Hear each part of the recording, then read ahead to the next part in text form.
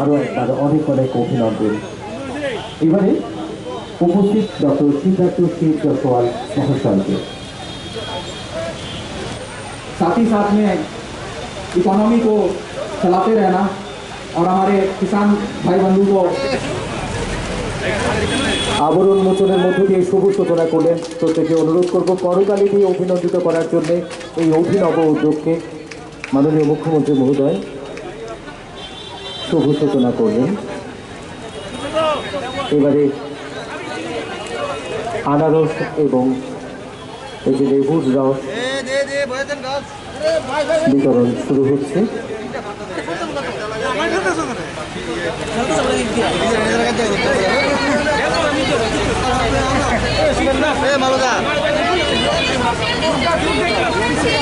সবাইকে অনুরোধ করা হচ্ছে যে সোশ্যাল ডিস্টেন্স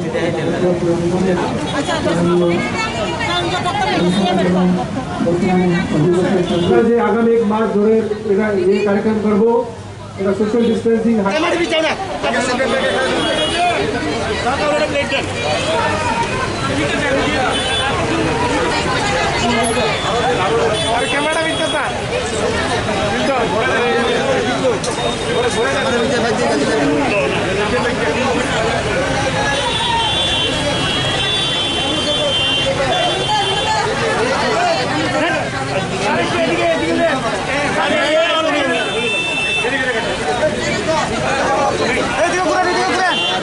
মাননীয় মুখ্যমন্ত্রী মহোদয় নিজের হাতে এই আনারস এবং লেবুর রস বিতরণ করছেন। সত্যি আমাদের প্রত্যেকের কাছে একটা আদর্শ স্বরূপ, আমাদের অনুপ্রাণিত হওয়ার মতো মহান ব্যক্তিত্ব উনি।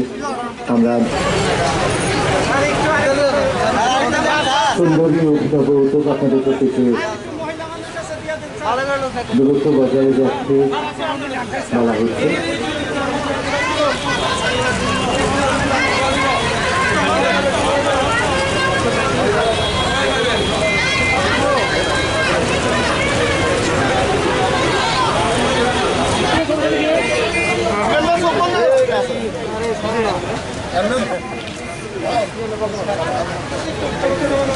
মাননীয় মুখ্যমন্ত্রী মহোদয় নিজের হাতে আনারস এবং লেবু রস তুলে দিচ্ছেন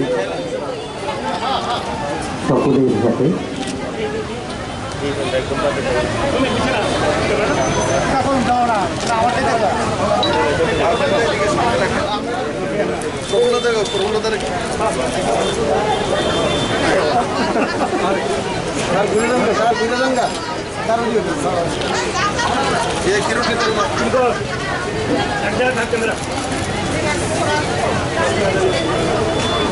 बड़े टेस्टी है।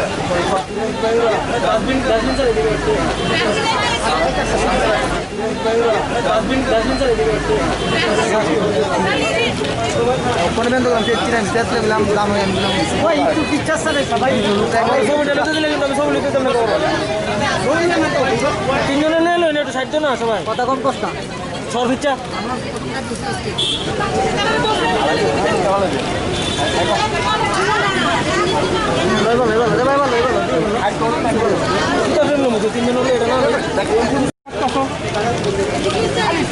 আরে স্পেশাল শুধু শুধু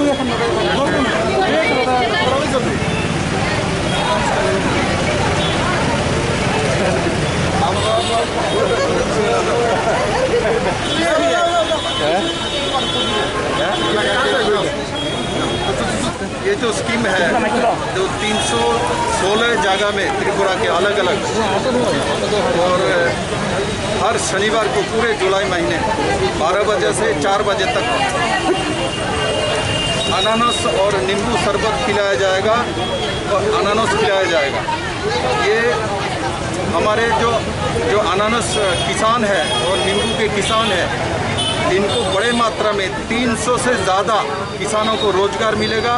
सरकार डायरेक्ट एसएचजी के माध्यम से ये स्टॉल का व्यवस्था किया है, तो एसएचजी में जो महिला है इन लोगों को भी रोजगार मिलेगी, किसानों को रोजगार मिला और साथ ही साथ कोरोना के साथ लड़ाई करने के लिए जो प्रतिषेधक है विटामिन सी का ज़रूरत है और त्रिपुरा में इस समय अनानास भी होती है, नींबू भी होती है। इसलिए राज्य सरकार ने पूरे प्रदेश में महीना भर हर शनिवार को इस स्टॉल के माध्यम में फ्री में पूरे त्रिपुरा वासियों को 12 से 4 बजे तक सबको नींबू पानी और अनानास खिलाने का निर्णय लिया है। और इससे हमारे इम्यूनिटी पावर बढ़ेगी और कोरोना के साथ युद्ध करने के लिए हमारे अंदर और भी ताकत बढ़ेगी और साथ ही साथ हमारे किसान को भी लाभ होगा। और इसी दृष्टि से त्रिपुरा सरकार ने इस काम को हाथ में लिया। স্যার রাজ্যে প্রচুর পরিমাণে আনারস এবং লেবু হচ্ছে, এগুলিকে নিয়ে আগামী দিন কোনো ধরনের প্রক্রিয়াকরণের মাধ্যমে কোনো উদ্যোগ আছে কিনা? ये बिल्कुल আছে এবং ফুড প্রসেসিং আমাদের মেগা ফুড পার্ক আজ রয়েছে ত্রিপুরাতে। আগামী দিনে ত্রিপুরাতে ফুড প্রসেসিং বড় ইন্ডাস্ট্রি হবে, কারণ বড় মাত্রায় এখানে আনারস রয়েছে। ত্রিপুরা আনারস এখন দুবাইতেও যায়, ইউরোপিয়ান বাজারে যায়।